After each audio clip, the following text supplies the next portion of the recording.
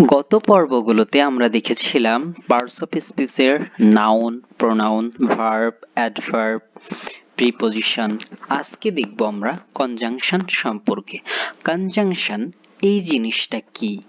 What is conjunction? এর কতগুলো প্রকার রয়েছে? এটা কিভাবে ক্লাসিফিকেশন করা যায়? এটা কিভাবে সহজে বের করা যায়? এবং আমরা কিভাবে এটাকে চিনব? এই সামগ্রিক এটা থেকে প্রশ্ন কেমন হয় সবকিছুই জানবো আমরা এই ভিডিওতে। চলুন শুরু করা যাক। প্রথমেই যদি আমরা বলি কনজাংশন, এটা হচ্ছে পার্টস অফ স্পিচের একটা অংশ।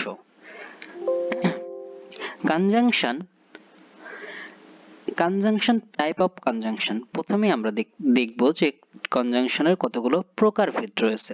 কনজাংশনের তিনটা প্রকার রয়েছে, একটা হচ্ছে কোঅর্ডিনেট, সাবঅর্ডিনেট আর একটা হচ্ছে কলারেটিভ। এই তিনটা পদ্ধতিতে কনজাংশনকে ভাগ করা হয়, কোঅর্ডিনেট, সাবঅর্ডিনেট, কলারেটিভ। এই তিনটা পদ্ধতিতে ভাগ করা যেতে পারে। পরে যদি আমরা যাই, প্রথমে আমাদের যে জিনিসটা বুঝতে হবে, হোয়াট ইজ কনজাংশন। কনজাংশন হচ্ছে যে সকল ওয়ার্ড একটি sentence, clause, phrase, word, thought এর সাথে আর একটি ক্লোজ সেন্টেন্সকে যুক্ত করে তাদেরকে কনজাংশন বলে। যেমন and, or, but, if, before, after, though, although, since, for, etc. যদি আমরা এটাকে ইংলিশে বলি, a conjunction is a word that join words, clause, phrase or sentence. অর্থাৎ যে সকল ওয়ার্ড একটি সেন্টেন্সের মধ্যে, ধরেন এইখানে একটা সেন্টেন্স, এইখানে আরেকটা সেন্টেন্স, এই দুইটা সেন্টেন্সের মধ্যে ইনি মাঝখানে বসে কি করবে, এই দুইটা সেন্টেন্সের সাথে সংযুক্ত করে এক করে তুলবে বা যুক্ত করে দেবে, তখন তাকে আমরা বলবো কনজাংশন। এটা হচ্ছে একেবারে সহজ অর্থে বুঝতে গেলে। তারপরে আমরা যে তিনটি প্রকার দেখেছিলাম, একটা হচ্ছে কোঅর্ডিনেট, সাবঅর্ডিনেট, কলারেটিভ। প্রথমে ছিল কোঅর্ডিনেট। কোঅর্ডিনেটটা কি? কোঅর্ডিনেট কনজাংশন হচ্ছে a coordinate conjunction joints word, phrases or clause having similar grammatical structure. Similar মানে সিমিলার বলতে কি আমরা সকলেই কম বেশি জানি, সিমিলার মানে একই জিনিস। অর্থাৎ কোঅর্ডিনেট লিস্ট, যে ফর, অ্যান্ড, অর, নট ইত্যাদি, not, or, wait, still, so, therefore, rather, else, etc. Example গেলে আমাদের বিষয়টা আরো ক্লিয়ার হবে। হি ইজ পুর বাট অনেস্ট। এইখানে হচ্ছে যে বিষয়টা, যে এইখানে কি হবে, এইখানে একটা থট থাকতে পারে, সেন্টেন্স থাকতে পারে, আপনার ফ্রেজ থাকতে পারে, আর এই পাশেও আর একটা থাকতে পারে। এখন এই দুই পাশের জিনিসটা যখন কি হবে, সিমিলার গ্রামাটিক্যাল স্ট্রাকচার হবে, আর মাঝখানে যখন এই ভদ্রলোক বসিয়া দুইটা সেন্টেন্সকে সাথে সামঞ্জস্য করবে, সম্পর্ক তৈরি করবে, তখন তাকে আমরা বলবো কোঅর্ডিনেট কনজাংশন। আশা করি কোঅর্ডিনেট কনজাংশন নিয়ে আর কোনো কোশ্চেন হওয়ার কথা না। এখন এইটা হচ্ছে আমাদের কোশ্চেন এরকম হতে পারে যে হি ইজ পুর, এখানে একটা কমা দিয়ে লেখা থাকতে পারে যে হি ইজ অনেস্ট। তাহলে কোনটা হবে? বলতে হবে যে এইখানে শুধু আমরা বাট দিয়েই প্রকারটা করতে পারি, সেন্টেন্সটা তৈরি করতে পারি। কিভাবে? যেমন হি ইজ পুর বাট অনেস্ট, এইখানে এই বাটের পরিবর্তে আমরা আবার সাবজেক্ট দিতে পারি হি ইজ অনেস্ট, এমন করেও লিখতে পারি। পরে যদি যাই আমরা subordinate.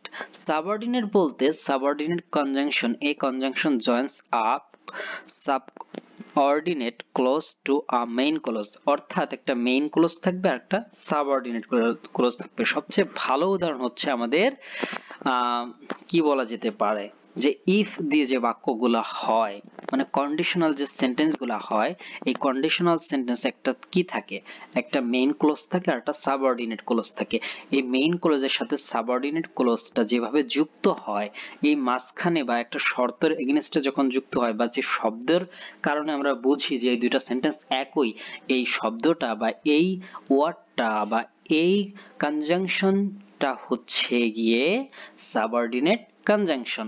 Most common subordinate conjunction গুলো হচ্ছে এরকম যে বিকজ হতে পারে, before, less, still, ever, if, every, thought, how, if, she, is, must, as, in order that, now that, provided, then, so that, thought, ইত্যাদি ইত্যাদি ইত্যাদি হতে পারে। যেমন হচ্ছে এক্সাম্পল যদি আমরা দেখি, if he কেমস I will go, এমনটা যে ইফ হি কেম, যদি সে আসে, তাহলে কি বাক্যটা কি পূর্ণতা পেয়েছে? পায়নি।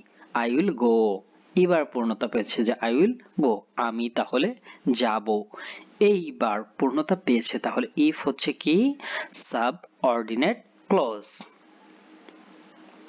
আমরা আরেকটা দেখলাম, সেটা হচ্ছে সাবঅর্ডিনেট কোঅর্ডিনেট আসছে কলারেটিভ। কলারেটিভটা হচ্ছে কি যে কোঅলারেটিভ কনজাংশন হচ্ছে a conjunction joins words, phrase or clause having reciprocal or complementary relationship. Most common collaborative conjunction list either ... or, neither ... nor, both ... and, not only ... but also. এরকম আরো জিনিস হতে পারে। He likes neither tea nor coffee.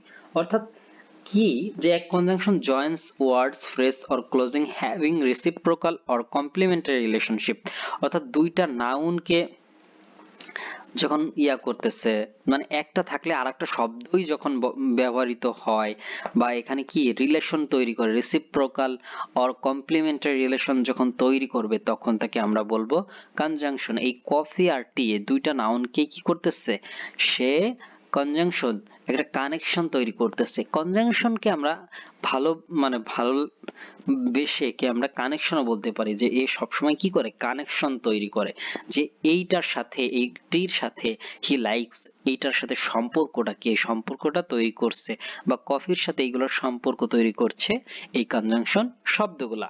এরপরে যদি আমরা যাই, তারপরে হচ্ছে শেষ। তাহলে কনজাংশন হচ্ছে খুবই সহজ একটা জিনিস। আমরা যদি অ্যাট এ গ্লান্স বলতে চাই, আমরা এখানে যেতে হবে। অ্যাট এ গ্লান্স বলতে গেলে যে কোঅর্ডিনেট হচ্ছে সেই সকল কনজাংশন হবে যেগুলো কি হবে সিমিলার থাকবে, যে এইখানেও যে গ্রামাটিক্যাল স্ট্রাকচার থাকবে, তারপরেও সিমিলার স্ট্রাকচার থাকবে। এরপরে যদি আমরা যাই সাবঅর্ডিনেট হচ্ছে এক পাশে কি হবে, এক পাশে শর্তযুক্ত ক্লোজ হবে, যে শর্তযুক্ত বাক্য থাকবে, একটা মেইন ক্লোজ আর একটা সাবঅর্ডিনেট ক্লোজ।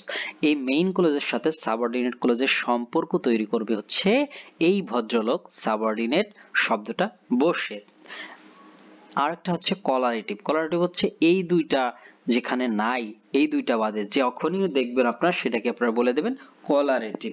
তাহলে আশা করি আপনারা এভাবে বলতে পারেন। আবার হচ্ছে কি, যখন এই দুইটা ব্যতিরেকে অন্য রুলস বা অন্য রেগুলেশন আপনারা দেখবেন, তখন সেটাকে আপনারা কলারেটিভ বলবেন।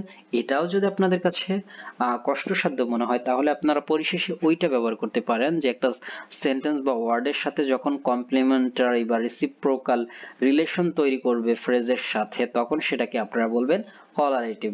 আশা করি কনজাংশন সম্পর্কে আপনার আর কোনো কোশ্চেন থাকার কথা না। যদি এরপরও যদি কোনো কিছু জানার বা আগ্রহ থাকে, আমাদেরকে জানাতে পারেন, বা আপনার মতামত জানাতে পারেন। আমাদের যে কোনো ধরনের আপনি মতামত চাইলে আমাদের জানাতে পারেন।